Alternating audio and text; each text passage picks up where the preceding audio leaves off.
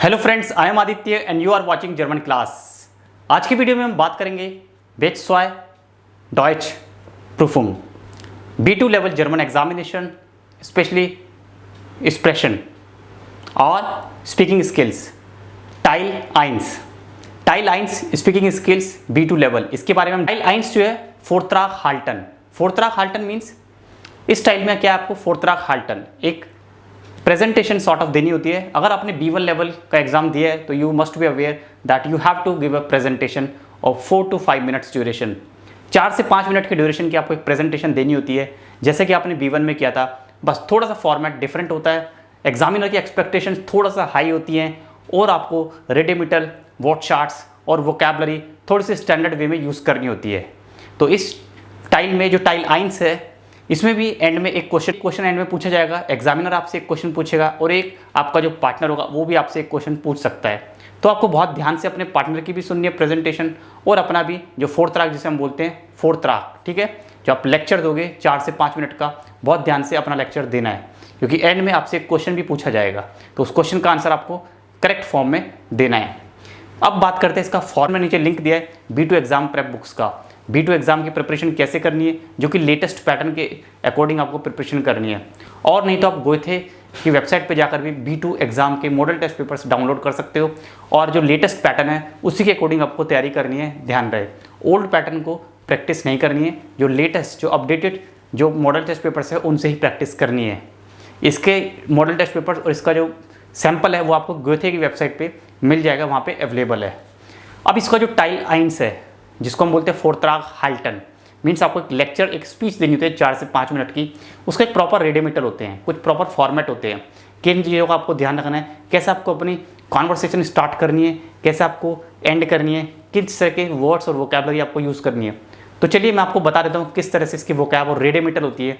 ये आपको बिल्कुल आउटस्टैंडिश लर्न करने हैं, आपको बाय हार्ट लर्न करने। You must remember all this रेडिमेटर। तो चलिए एक नज़र डालते हैं रेडिमेटर।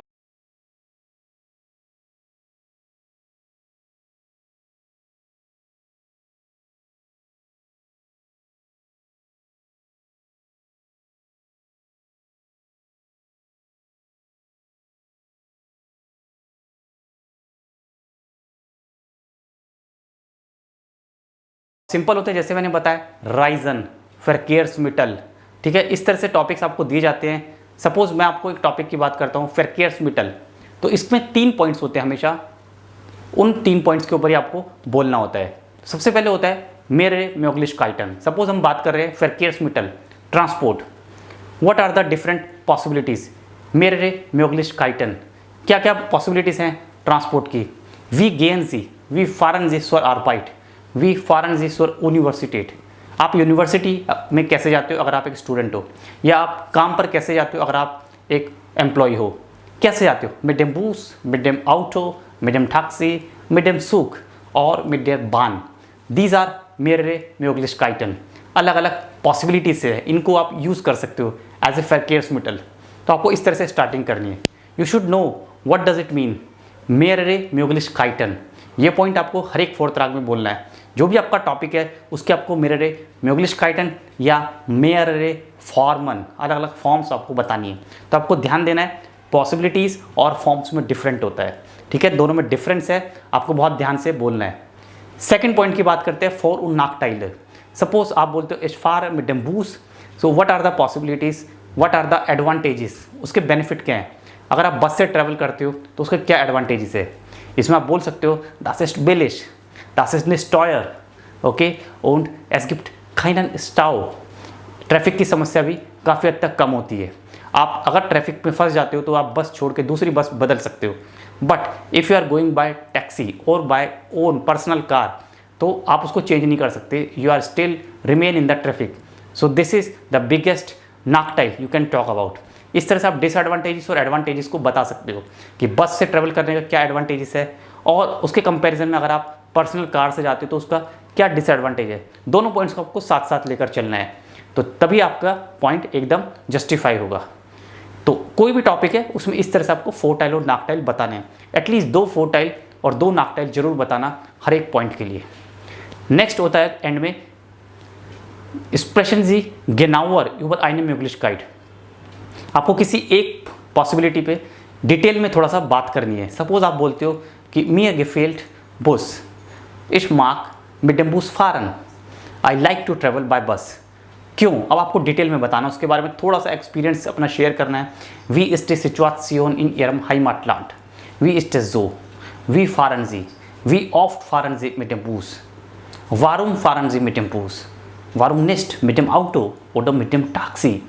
आप बस से क्यों ट्रैवल करना चाहते हो, टैक्सी से या अपनी पर्सनल कार से क्यों नहीं? सिचुएशन आपकी होमलैंड में, आपकी सिटी में किस तरह से है, आपको थोड़ा सा डिस्क्राइब करना है, डिटेल में बोलना है इस थर्ड पॉइंट पे।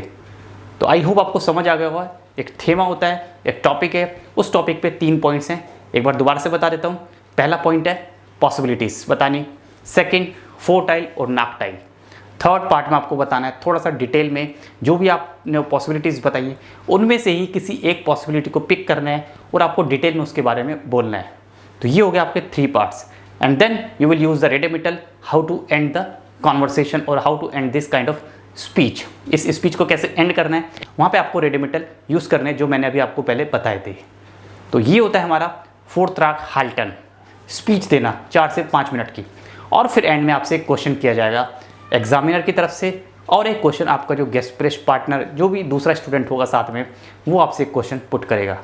उसी तरह से जब आपका पार्टनर कोई प्रेजेंटेशन और इस तरह से फोर्थराग देगा तो आपको बड़े ध्यान से सुनना है और आपको भी एंड में उससे, अभी बिल्कुल सिमिलर है ऑलमोस्ट जैसे आपने B1 का एग्ज़ाम दिया था ओरल, थोड़ा सा चेंज है, बट अगर आपने B1 का एग्ज़ाम अच्छे से दिया है तो आप इसको भी बहुत अच्छे से तैयार कर सकते हो। हाँ, एग्ज़ाम से पहले आपको 10 मिनट का प्रेप टाइम मिलेगा, प्रिपरेशन टाइम मिलेगा, उसमें आपको स्टिचपुंक्टे नोट करने हैं। स्टिचपुंक्टे मीन्स कीवर्ड्स याद करने हैं, कीवर्ड्स नोट करने हैं पेज पर, पूरे सेंटेंसेस नहीं करने हैं। और हाँ, उन सेंटेंसेस को पढ़ना नहीं है, जस्ट आपके आइडेंटिफिकेशन और आपकी मेमोरीज़ के लिए, ताकि आप जब एग्जाम में बोलोगे तो आप भूल ना जाओ। कीवर्ड्स को आप देख सकते हो बट पूरा का पूरा सेंटेंस या पूरा लेक्चर उस पर मत लिख देना, उससे आपके नेगेटिव मार्किंग होगी। आपको ओरल एग्जाम दे रहे हो, बिल्कुल आई कांटेक्ट मेंटेन करना, जैसे कि मैंने हमेशा बोला है, एग्जामिनर से आंखों में आंखें डाल के बात करना, और ये ना हो इधर दाएं बाएं देखना, उससे आपके नेगेटिव मार्किंग होगी। पूरा आई कांटेक्ट मेंटेन करना है, स्टिचपुंक्टे लिखने हैं और एकदम सॉलिड पॉइंट्स लिखने हैं, 2 to 3 पॉइंट्स जो भी आपके कीवर्ड्स हैं, अच्छे से तैयारी करनी है और आपके बहुत अच्छे मार्क्स आएंगे। रेडिमिटल का यूज़ जरूर करना, विदाउट रेडिमिटल you will lose marks. Mostly students exam में रेडिमिटल को इग्नोर करते हैं, वो उनको यूज़ नहीं करते, and this is the reason that they don't get good marks in B2 oral exam. तो रेडिमिटल की लिस्ट बहुत इंपॉर्टेंट है। B2 एग्जाम प्रेप की जो बुक है उसमें गिवन है, एग्जाम प्रेप की जो बुक्स हैं उसका लिंक नीचे डिस्क्रिप्शन में है, अगर आपने नहीं खरीदी है तो आप ऑनलाइन परचेज कर सकते हो। तो ये रहा मेरी तरफ से आपको सजेशन और advice. In case any query you can write to us. मिलते एक नए वीडियो में एक और इंटरेस्टिंग फैक्ट और नॉलेज के साथ, तब तक के लिए बाय बाय, टेक